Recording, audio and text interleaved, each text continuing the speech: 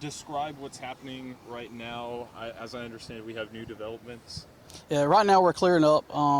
We came down here on Thursday around 4:30 in reference to a missing person that was last seen at the Greenway. We were unsure at that time if they were in the water or in the woods or on the trails, and it's been an active, ongoing search since Thursday at 4:30. About 11:15, our drone unit, 11:15 a.m. today, our drone unit was able to locate the body in the water, and it has been recovered. And right now we're just kind of getting cleared up from all of that. Right now, do you believe that it's Mr. Freeman We, whose body you recovered? we do. Okay. When you said it was 11:15 a.m. today? Okay. Right now, what is the cause of death? Have you guys determined that right now? We have not at this time. Are you treating this as what kind of investigation is this under right now? It was a missing persons investigation. Obviously, we found the body in the river, so where the coroner's office has it, they're going to be doing more investigation on that. And right now, we have no other comment as far as anything else on that. There was Unless you earlier, want to say something on that. I'll have you want to step over it. Yeah. We're just through our investigation, there's been, I don't want to say questions, but there has been some things that raises our interest that we are just double checking and making sure that all of our bases are covered. We want to make sure that we do right by Mr. Freeman and his family. So. Well, that was a question that I had for you guys. There was, talks earlier about possibly him being with other people out here. Can either of you speak to that part of the investigation right now? Yeah, there was some family members out here when he was last seen, but there's nothing right now suspicious that we think is with that. But he was last seen by some family and friends down here, and that's why our search has been concentrated down here since we got the call yesterday around 4:30. Was he out here at the time when was he by himself when he was out here? He was down here with a family member. He was? Okay. Yeah. At this time, is there any reason to believe that there's any sort of foul play involved in this? Not at this time. But like he said, we're checking off everything. Can you kind of walk us through the timeline? So he was out here on Wednesday, is that correct? Last contact that we were told that anybody had with him was around Wednesday around 4:30 p.m. We do know around 4:15 he was at the Jet Food store right before he came down here. But 4:30 Wednesday is the last time. Like I said, we got the call on Thursday around 4:30 p.m. So roughly 24 hours later is when we got the call to come down here. Was there ever a report on Wednesday about him not showing up? No, the first call we got was on Thursday at 4:30. Did the family ever indicate at any point that they were concerned that he didn't come home on Wednesday? Yes, obviously when they called us on Thursday, that was their concern. Okay, I see. Are you guys asking the GBI to help you investigate with this right now, or is it just you guys? No, it's just us. Our Major Sellers is over our Criminal Investigations Division. Him and his detectives have been working on this since Thursday. Our patrol unit, patrol division has been down here. We've had Baldwin County Dive Team down here helping us. The Georgia Department of Natural Resources, they've been down here. Mr. Wayne Johnson with Baldwin County EMA has been out here with us. Navison EMS. It's kind of been an all hands on deck, throwing everything we have at this. Well, I don't know if this is a question for the EMA director, but can you kind of walk me through how this search process was carried out and what kind of goes into it? As soon as we got the call, within 20 minutes, I was on the phone with Major Sellers. We had some more patrol guys coming down here. We launched both of our departmental drones. We did searches in the woods. We had our UTV down here. We contacted, obviously, DNR. They responded down here with their boat. Baldwin County Dive Team. We had them respond down here yesterday evening to check around the boat ramp because at the time we really did not know. And so we were trying to check all the boxes and cover all our bases. This morning, starting at 7 a.m., we were right back down here. I really want to give our drone unit credit. They started at 7 a.m. flying drones. Officer Dalton Skaggs and Officer Darius Binion. They started flying drones at 7 a.m. this morning, and they flew drones continuously between here and the Central State boat ramp until they located him. They were able to locate him with the drone, and that's how he was able to be recovered. Well, that is part of the question that I had. The drones, I guess, were the initial way that you guys spotted the body. How does that process work? Do they just fly over the water and they saw something out there? Yeah, obviously, it's no different than a helicopter. It can cover a lot more ground, a lot more quicker than we can, and it can see things a lot differently than we can. Obviously, the benefit of it being on the river is when they get above, they can look down, and the river's clear. They were able to see down into the water a little bit, and that's how ultimately he was recovered. How far away from the bank here? It looks like there is a boat dock or a boat landing, I guess you could call it. How far away from that was he? He was approximately maybe 3/4 of a mile down.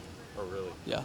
Was that the stream? Are you thinking the stream might have taken him down there? Yes. Okay. Have you guys? You've notified the family and everything at this time? Yes. What happens next in the investigation? As I understand it, the body was taken to a lab to be autopsied and whatnot. I'll let Major Sellers comment on that.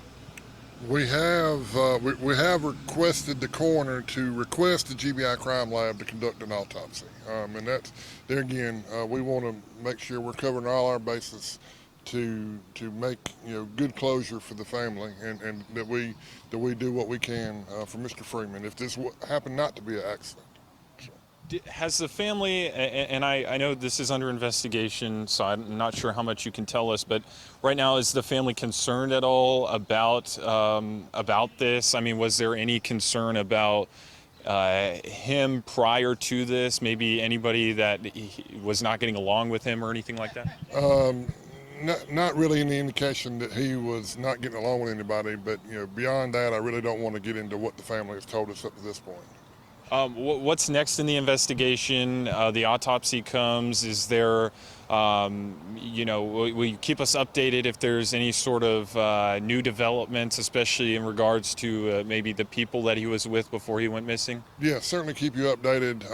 Our detectives have been all morning gathering video from Georgia Military College that's here right beside us, from stores, and we've been doing interviews all morning. We will continue those interviews until we're sure of what happened with Mr. Freeman.